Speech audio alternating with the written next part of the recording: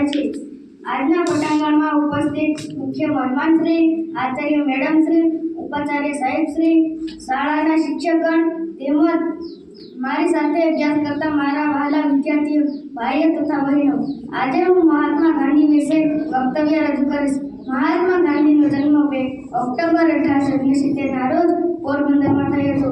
તેમનું પૂરું નામ મોહનદાસ કરમચંદ ગાંધી, તેમની માતાનું નામ પુતળીબાઈ હતું। બાળપણમાં તેમને હરિશ્ચંદ્ર નાટક જોઈ અને શ્રવણની વાર્તા વાંચી।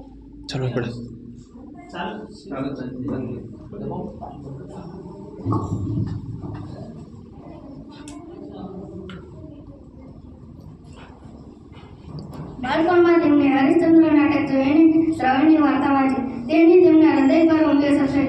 તે દિવસથી તેમણે સાચું બોલવાનો અને મા બાપની સેવા કરવાનો નિર્ધાર કર્યો। ગાંધીજી વકીલાત કરવા માટે દક્ષિણ આફ્રિકા ગયા હતા। ગાંધીજી અમદાવાદમાં પહેલા ગોધરાપુરા અને પછી સાબરમતી નદીને કિનારે આશ્રમની સ્થાપના કરી હતી। તેમની પ્રાર્થના સભામાં અનેક લોકો આવતા। તેમને વૈષ્ણવ ભજન હતું। તેને કહી એ કવિ નરસિંહ મહેતાનું ભજન તો અતિ પ્રિય હતું। તેમના પત્નીનું નામ કસ્તુરબા હતું। તેમને પણ ગાંધીજીને ઘણો સહકાર આપ્યો હતો।